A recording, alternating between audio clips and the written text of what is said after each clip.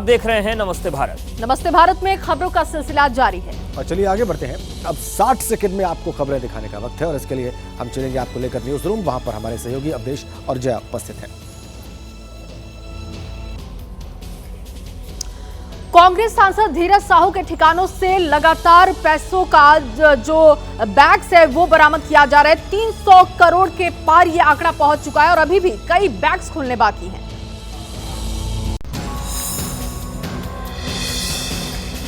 झारखंड, ओडिशा और पश्चिम बंगाल 3 राज्यों में कई ठिकानों पर छापेमारी और बरामद हुआ इतना पैसा कि 4 दिन से जारी नोटों की गिनती अब तक पूरी नहीं हो पाई है।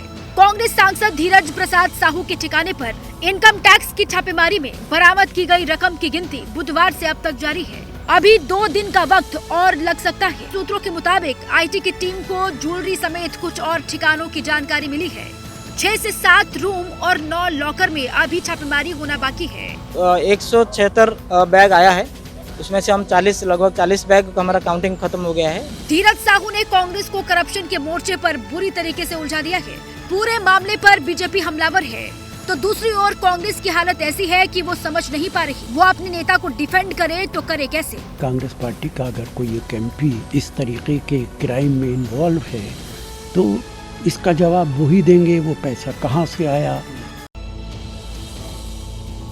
यूपी के अमरोहा से बीएसपी के सांसद दानिश अली को पार्टी से निलंबित कर दिया गया है। उन पर लगातार पार्टी विरोधी गतिविधियों में शामिल रहने के आरोप लग रहे थे। लोकसभा चुनाव से ठीक पहले बीएसपी ने यूपी के अमरोहा से सांसद दानिश अली को पार्टी से निलंबित कर दिया है। आरोप है कि दानिश अली पार्टी के लिए कम और कांग्रेस के लिए ज्यादा काम कर रहे थे।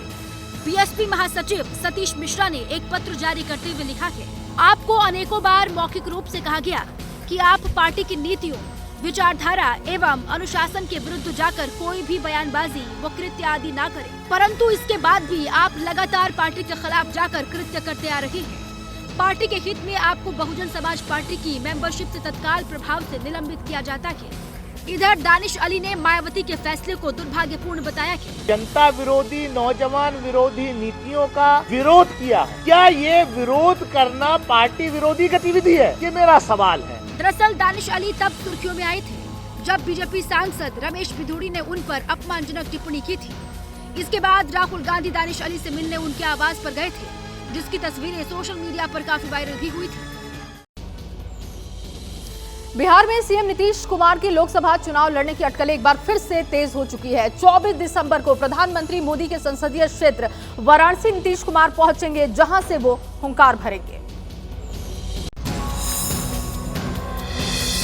क्या नीतीश कुमार लोकसभा चुनाव लड़ने की तैयारी कर रहे हैं? क्या नीतीश कुमार पीएम मोदी के संसदीय क्षेत्र से दावेदारी ठोकेंगे? ये सवाल इसलिए है क्योंकि जेडीयू ने ऐलान किया है कि 24 दिसंबर को नीतीश कुमार वाराणसी के रोहनिया में रैली करेंगे। रैली को सफल बनाने के लिए कार्यकर्ताओं को तैयार रहने के लिए कहा गया है। 24 तारीख को मीटिंग होगी और यहाँ के लोग बड़ी तादाद में जुटेंगे। हालांकि अभी ये साफ नहीं है कि नीतीश कुमार ये रैली जेडीयू की तरफ से करेंगे या फिर इंडिया गठबंधन की तरफ से, क्योंकि अगर ये रैली जेडीयू खुद करती है तो मैसेज कांग्रेस और गठबंधन दलों के लिए साफ साफ संकेत है। हालांकि काफी लंबे समय से नीतीश कुमार के लोकसभा चुनाव लड़ने की अटकलें लगाई जा रही हैं। माना यह जा रहा है कि नीतीश प्रयागराज की फूलपुर संसदीय क्षेत्र से चुनाव लड़ सकते हैं।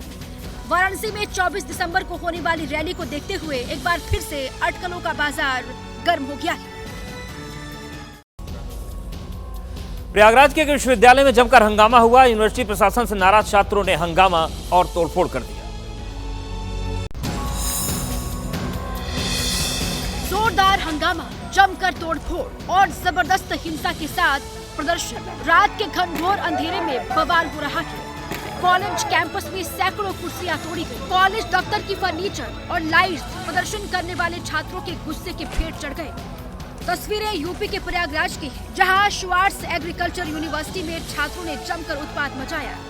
गुस्साए छात्रों ने विश्वविद्यालय कैंपस में खूब बवाल काटा और रजिस्ट्रार ऑफिस में घुसकर जमकर तोड़फोड़ की, आगजनी करने की भी कोशिश की। मामला उग्र होता देख विश्वविद्यालय प्रशासन ने मामले की जानकारी पुलिस को दी। जिसके बाद मौके पर पहुंची पुलिस बल ने गुस्साए छात्रों को समझा बुझाकर मामले को शांत करवाया और हालात काबू में किया।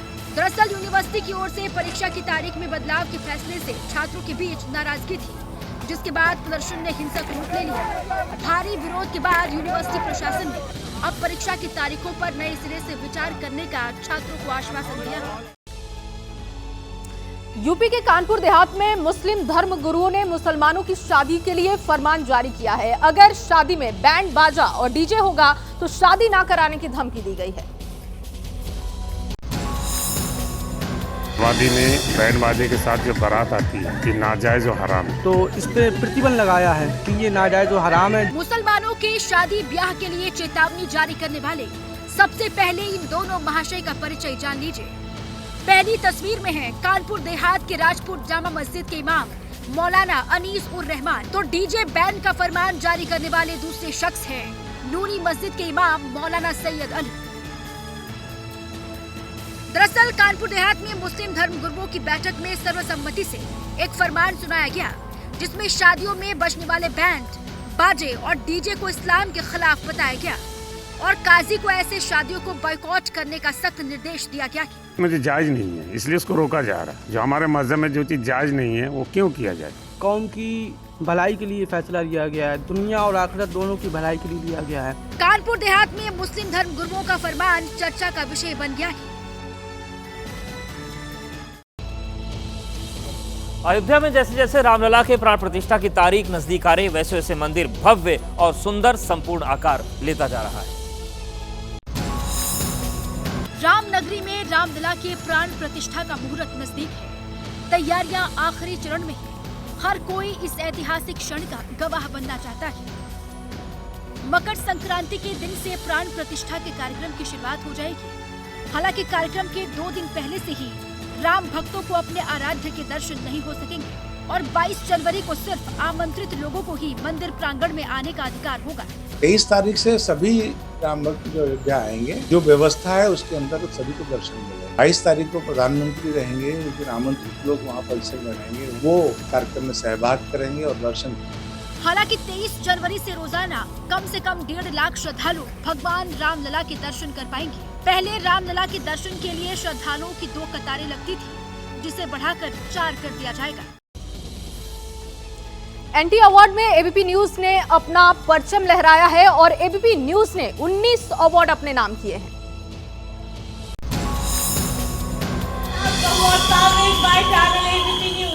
एबीपी न्यूज के शो सास बहू और साजिश को मिला के बेस्ट एंटरटेनमेंट टॉक शो का अवार्ड, बेस्ट एंकर का अवार्ड मिला है एंकरिंग की दुनिया की मशहूर हस्ती रोमाना इसार खान को। एबीपी न्यूज के शो इंडिया चाहता है को मिला है the best prime time news show का अवार्ड। एबीपी न्यूज को कंझावला केस के लिए बेस्ट इन्वेस्टिगेशन ग्राउंड रिपोर्ट और best reporting from the ground के लिए अवार्ड मिला है। मनोज्ञा लोईवाल को बेस्ट टीवी रिपोर्टर का अवार्ड, रश्मि निषाद को बेस्ट हिंदी न्यूज प्रोड्यूसर का अवार्ड, सिद्धि विशाल शर्मा को best young professional award. ABP network के मराठी चैनल एबीपी माझा को भी कई कैटेगरी में अवार्ड मिले हैं। एबीपी न्यूज की सेल्स मार्केटिंग टीम को भी बेस्ट इनिशिएटिव के लिए होली कैंपेन और ओजोन के लिए अवार्ड मिला है। नमस्ते भारत में अब वक्त है 3 मिनट में 30 बड़ी खबरें आपको दिखाने का। रायपुर के लिए दिल्ली से रवाना हुए केंद्रीय मंत्री अर्जुन मुंडा और सर्बानंद सोनोवाल विधायक दल की बैठक में लेंगे हिस्सा। आज छत्तीसगढ़ के सीएम का हो सकता है ऐलान। रायपुर में बीजेपी विधायक दल का नेता चुनने के लिए बैठक, नवनिर्वाचित 54 विधायक होंगे शामिल। एमपी और राजस्थान में कल तय हो जाएगा सीएम का चेहरा। कल शाम 4 बजे होगी दोनों राज्यों में विधायक दल की बैठक। कल सुबह पहुंचेंगे पर्यवेक्षक। केंद्र पर टैक्स में से राज्य का हिस्सा नहीं देने का आरोप। पश्चिम बंगाल के सीएम ममता बनर्जी ने पीएम मोदी से मिलने का वक्त मांगा, कहा कई योजनाओं का पैसा ही नहीं मिला। छत्तीसगढ़ और राजस्थान बीजेपी के विधायकों के साथ नड्डा ने की वर्चुअल बैठक। विकसित भारत संकल्प यात्रा को लेकर अपने अपने क्षेत्र में सक्रिय होने के निर्देश। बीएसपी ने सांसद दानिश अली को पार्टी से सस्पेंड किया। पार्टी की नीति और विचारधारा के खिलाफ काम करने का आरोप। 3 राज्यों में आयकर विभाग की छापेमारी जारी। अब तक 290 करोड़ की गिनती। सूत्रों के मुताबिक अभी लग सकता है और समय। गृह मंत्री अमित शाह ने कहा, एक सांसद के घर से इतना कैश मिला। वैश्विक भ्रष्टाचार विरोधी दिन पर सौभाग्य से हमने ऐसी तस्वीरें देखी। अतीक के बहन और बहनोई पर पुलिस का शिकंजा। बहनोई अखलाक का मेरठ वाला मकान हुआ कुर्क। इसी घर में बना था उमेश पाल की हत्या का प्लान। बागेश्वर बाबा से फिरौती की मांग के मामले में पुलिस ने खुलासा किया। पटना से दबोचा गया आरोपी लॉरेंस बिश्नोई गैंग के नाम पर रची थी साजिश। भेजा था धमकी भरा मेल।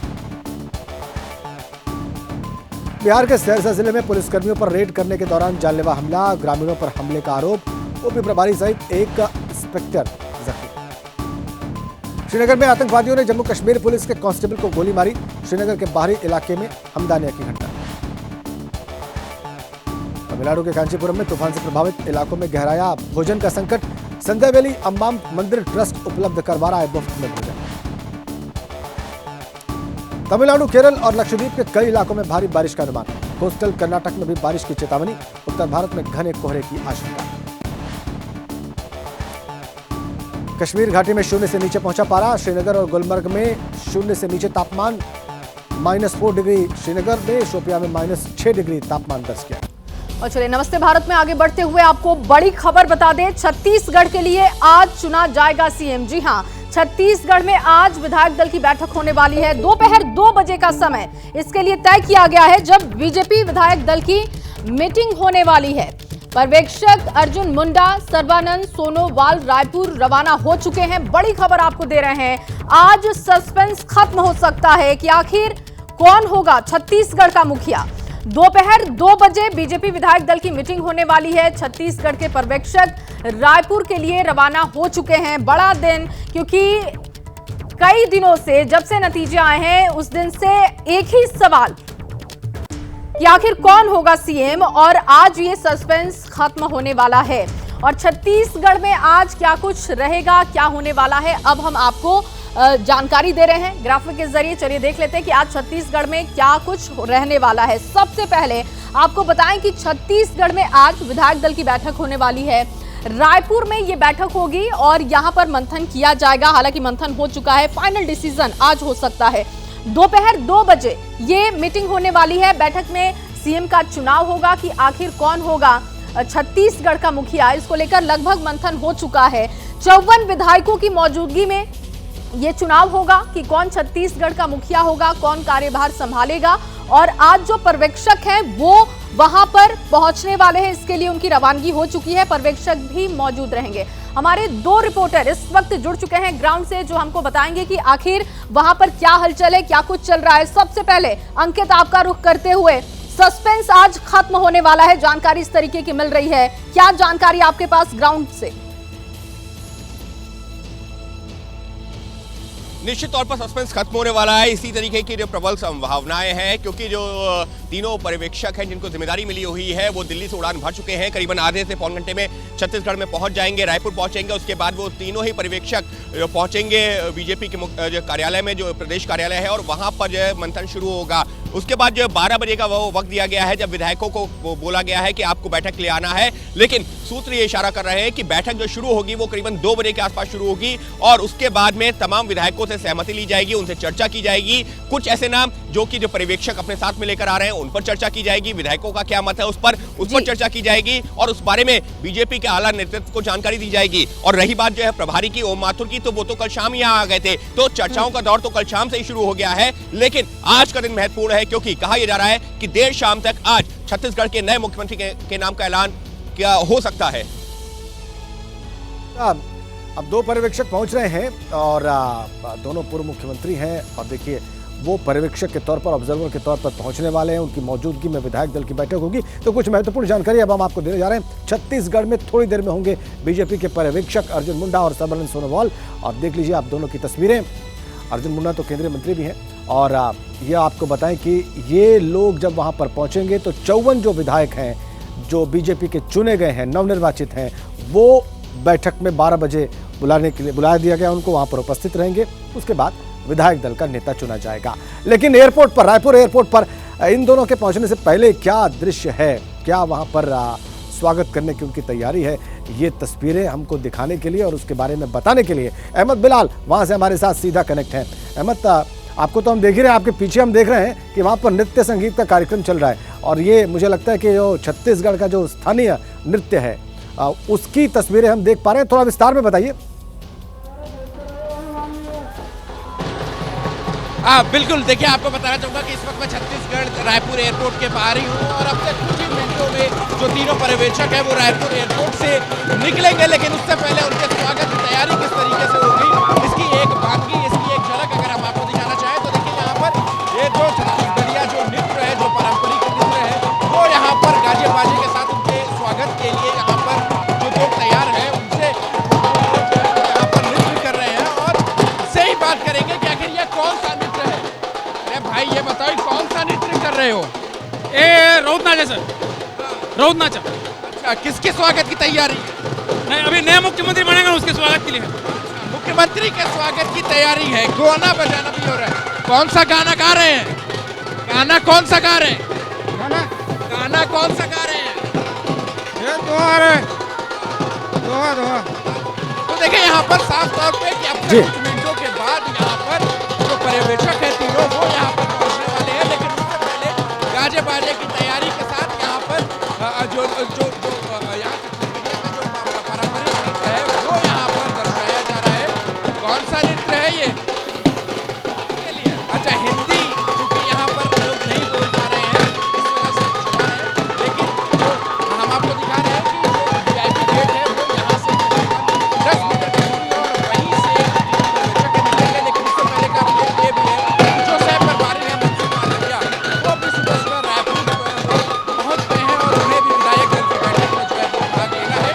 तो इसके अलावा जो 54 BJP विधायक है, नवनिर्वाचित विधायक है, उन्हें भी दोपहर 12 बजे से पहले बीजेपी कार्यालय में पहुंचने के लिए जो है वो कह दिया गया है और 12 से 2 बजे के बीच का जो वक्त है वो एक लंच के लिए जो है वो रखा गया है और तकरीबन ऐसा अनुमान जताया जा रहा है कि दोपहर 2 बजे से ये विधायक दल की बैठक जो है वो शुरू हो जाएगी और तकरीबन 1.5 से 2 घंटे का वक्त जो है वो इस विधायक दल की बैठक में लगेगा। उसके बाद जो पर्यवेक्षक हैं वो आला नेतृत्व से बात करेंगे और विधायकों से रायशुमारी करने के बाद जो विधायकों का मत होगा उससे अवगत करेंगे आला नेतृत्व को और उसके बाद जो है वो ऐसा मुमकिन ऐसे सूत्रों के हवाले से बताया जा रहा है कि मुमकिन है कि आज शाम तक छत्तीसगढ़ में का मुख्यमंत्री का पद किस चेहरे को मिलेगा इसका ये जो है वो साफ हो जाएगा। तो काउंटडाउन जो है वो शुरू हो चुका है, स्टेज जो है वो सज चुका है, बस इंतजार है उस नाम का, उस चेहरे का कि आखिर आज छत्तीसगढ़ में बीजेपी की सबसे बड़ी जीत का सेहरा जो है किसके चेहरे पर बांधा जाएगा। तो देखिए आप यहाँ पर किस तरीके से गाजे बाजे के साथ खुशियाँ हैं वो मनाई जा रही है और बीजेपी की तरफ से भी कई बार कहा जा रहा था कि जब छत्तीसगढ़ में बीजेपी की नई सरकार बनेगी तो उस वक्त छत्तीसगढ़ सही मायनों में दूसरी दिवाली मनाएगा। और देखिए ये दृश्य जो है वो कुछ इस तरीके की तस्वीरें जो है वो बयां कर रहा है। जो यहाँ पर जो पर्यवेक्षक आने वाले हैं उनके स्वागत के लिए सुबह से ही यहाँ पर बिल्कुल बिलाल, देखिए तैयारियां हम देख रहे हैं आपके जरिए और जश्न का शोर इतना ज्यादा है कि आपकी आवाज उसमें दब रही है। हालांकि सीएम फेस में जो नाम है वो जीतेंगे रेस, ये अब सबसे बड़ा सवाल है। सीएम फेस में कौन कौन से नाम हैं वो अब आपको हम बता देते हैं। देखिए जो नाम अब तक चल रहे हैं, सबसे पहले रेणुका सिंह जो कि विधायक हैं उनका नाम है, ओपी चौधरी विधायक की रेस में आगे चल रहे हैं, इनका नाम भी है, अरुण साव प्रदेश अध्यक्ष हैं, इनका नाम बताया जा रहा है कि सबसे आगे है। और ये तमाम जो चेहरे हैं इस पर आज विधायक दल की बैठक में मंथन होने वाला है। लता उसेंडी है, विधायक है, इनका नाम भी है, ब्रिज मोहन अग्रवाल का नाम भी रेस में है, विष्णुदेव साय विधायक है, इनका नाम भी चल रहा है रेस में। और ऐसे में आज जब विधायक दल की बैठक होने जा रही है तो देखना होगा कि इनमें से किस चेहरे पर मुहर लगती है। राम विचार नेताम का नाम भी है। अंकित मेरे सहयोगी लगातार बने हुए हैं। अंकित, क्योंकि लगातार हम यही चर्चा कर रहे हैं कि आज सस्पेंस खत्म होने वाला है, तमाम सीएम फेस और जो नाम एबीपी न्यूज लगातार दिखा रहा है, क्या लग रहा है वहां से जो बातचीत हो रही है लोगों से, क्या लग रहा है किसके चेहरे पर मुहर लग सकती है आज? देखिए, जब यहाँ पर मैं बीजेपी के जो आला नेतृत्व है, जो यहाँ पर जो उनके प्रतिनिधि के तौर पर यहाँ पर पहुंच रहे लोग, जब उनसे चर्चा कर रहा हूँ, हालांकि कैमरे पर तो कुछ नहीं बोल रहे, लेकिन उन्होंने एक चीज जरूर कही है, जो इशारा किया है वो ये जरूर किया है कि देखिए, चेहरा भले ही नया हो लेकिन वो अनुभवी होगा, वो ऐसा होगा जो न सिर्फ 2024 बल्कि जो अगले उसके विधानसभा चुनाव होंगे वहां पर भी जो है पार्टी को मजबूती से आगे ले जाएगा। यानी साफ तौर पर तैयारी अभी के लिए नहीं है, तैयारी अगले जो लोकसभा चुनावों के लिए जो कि अगले 6 महीने में होने हैं उनको लेकर भी है, और अगले जो विधानसभा चुनाव है उनको ध्यान में रखते हुए भी की जा रही है। और इसी वजह से कोशिश की जा रही है कि व्यक्ति जो मुख्यमंत्री हो वो ऐसा हो जो सबको साथ में लेकर के चल सके और पार्टी को विस्तार दे सके। जी बिल्कुल, तो छत्तीसगढ़ पर निगाहें हैं, लेकिन राजस्थान में भी कल फेस का ऐलान हो जाएगा। वहां पर भी पर्यवेक्षक कल पहुंच जाएंगे और शाम 4 बजे विधायक दल की बैठक बुलाई गई है। तो उसके बाद देखने वाली बात होगी कि तस्वीर क्या सामने आती है। राजस्थान में कल विधायक दल की बैठक बुलाई गई है और शाम 4 बजे ये बैठक होगी। पर्यवेक्षक राजनाथ सिंह बैठक में मौजूद रहेंगे। वसुंधरा राजे दिल्ली से जयपुर पहुंच गई हैं और अब इंतजार राजस्थान का भी है, क्योंकि वहां पर सबसे ज्यादा सियासी सरगर्मी बनी हुई है, सबसे ज्यादा दावेदारी को लेकर वहां पर खींचतान है। और शाम 4 बजे कल तीनों पर्यवेक्षक मौजूद रहेंगे राजस्थान में। आज छत्तीसगढ़ और छत्तीसगढ़ के बाद कल राजस्थान में भी तस्वीर साफ हो जाएगी। हमारे साथ जयपुर से अभिषेक उपाध्याय जुड़े हैं। अभिषेक, जिस तरीके से सियासी रस्साकसी 3 राज्यों में चल रही है, लेकिन सबसे ज्यादा आला कमान के सामने जो चिंता का सबब है वो राजस्थान ही बन रहा है। क्या माहौल है, क्योंकि अब लगभग 24 घंटे या थोड़े उससे ज्यादा घंटे बचे हैं जब राजस्थान में तस्वीर साफ हो जाएगी। राजस्थान में गहमा गहमी इस समय अपने शिखर पे पहुंच चुकी है। विधायकों का जयपुर पहुंचने का सिलसिला बड़ी संख्या में जारी है। कल जो बीजेपी के राष्ट्रीय अध्यक्ष जेपी नड्डा ने ऑनलाइन मीटिंग ली, उसमें से अधिकतर विधायक जयपुर से ही जुड़े हैं। अब वसुंधरा राजे सिंधिया भी यहां पर पहुंच चुकी हैं, पर्यवेक्षक कल आ जाएंगे। तो आप यूं समझिए कि अब जो है क्लाइमेक्स आ चुका है, और इस क्लाइमेक्स में से एक जो घटनाक्रम जो बीच बीच में आड़े आ रहा था, वो आ रहा था विधायकों के अलग अलग जगहों पर इकट्ठा होने के, और खासतौर पर वसुंधरा राजे सिंधिया के घर जो उनका सिलसिला था वो रुक गया है। वो बहुत ही अहम बात है, और उसके रुकने का मतलब एकदम क्लियर है कि सभी को बता दिया गया है कि शीर्ष नेतृत्व का जो फैसला होगा वही सर्वमान्य होगा और कहीं कोई गुंजाइश नहीं। और यही वजह है वसुंधरा राजे सिंधिया ने दिल्ली में जाकर के सूत्र बताते हैं कि सफाई भी दी कि ऐसी कोई लामबंदी मैं नहीं कर रही हूं। तो अब ये मैसेज एकदम क्लियर है कि इंतजार सब कर रहे हैं विधायक दल की बैठक का। विधायक दल की बैठक में पर्यवेक्षक आएंगे और जो कुछ भी होगा वो शीर्ष नेतृत्व की राय से होगा, उनके मशवरे से होगा। और यहाँ सब कह चुके हैं, उसमें सभी की सहमति है। सबसे अहम बात यही है कि सब एक पेज पर आ चुके हैं। अब कहीं कोई ऐसी गुंजाइश दिखाई नहीं पड़ती है कि कोई लामबंदी कर सके या कोई शक्ति प्रदर्शन कर सके। जी अभिषेक, आप कह रहे हैं कि सबकी सहमति है, तो क्या जो प्रमुख स्टेक होल्डर्स का आप जिक्र कर रहे हैं यहाँ पर, या उनकी ओर इशारा कर रहे हैं राजस्थान की राजनीति में और बीजेपी से जुड़े लोगों का, क्या उनको ये संकेत है कि वो व्यक्ति कौन होगा जो राजस्थान का मुख्यमंत्री होगा? आने वाले 24 घंटों से कुछ ज्यादा वक्त में डिक्लेयर किया जाएगा। देखिए, सबकी सहमति, मैं कह रहा हूं शीर्ष नेतृत्व के फैसले के प्रति सहमति है। ये सबसे अहम बात राजस्थान में थी कि शीर्ष नेतृत्व जो फैसला करेगा उस पर सब सहमत होंगे, या फिर राजस्थान का कोई ताकतवर नेता अपनी ताकत का परिचय करके फैसले को मोल्ड भी कर सकता है। ये 2 सवाल राजस्थान में थे और ये किसी और राज्य में नहीं थे। ये अब सबको क्लियर हो चुका है कि नहीं, शीर्ष नेतृत्व जो फैसला करेगा उस पर ही सहमत होना है। यहाँ तक कि जो वसुंधरा राजे के बहुत ही समर्थक जो कह रहे थे कि वो मुख्यमंत्री बने, अब उनके भी सुर चेंज हो गए हैं। वो भी कहने लगे हैं कि नहीं, शीर्ष नेतृत्व ही फैसला करेगा और जो फैसला करेगा हम सबको मान्य होगा। तो मैं ये बता रहा हूं कि अब डाउन द लाइन ये मामला क्लियर है कि कहीं कोई दूसरा गुट नहीं है, कहीं कोई दूसरा पावर पॉइंट नहीं है। शीर्ष नेतृत्व का जो फैसला होगा उसी पर मोहर लगा दी जाएगी। जी ठीक है अभिषेक, और इस बीच में चूंकि कांग्रेस बहुत हमलावर थी, कांग्रेस लगातार आक्रमण कर रही थी, अशोक गहलोत पूछ रहे थे कि इतना वक्त क्यों लग रहा है, उनको जवाब भी मिल रहा था। इस बीच में उधर से कोई बयान? देखिए, कांग्रेस की ओर से अभी इसमें और कुछ तो नहीं कहा गया, लेकिन अभी एक इंटरव्यू हमने किया है, अभी कुछ देर में भेजेंगे, वो बड़ा दिलचस्प है। वो शांति धारीवाल का इंटरव्यू अशोक गहलोत के नंबर 2, और वो उल्टा ही कह रहे हैं। वो कह रहे हैं समय तो लगता ही है, समय तो जब हमने सरकार बनाई थी तब भी वक्त लगा था। तो कॉन्ट्राडिक्शन भी उभर करके सामने आ रहा है, ये बेहद ही दिलचस्प है। बहुत दिलचस्प आप ये बात बता रहे हैं अभिषेक के।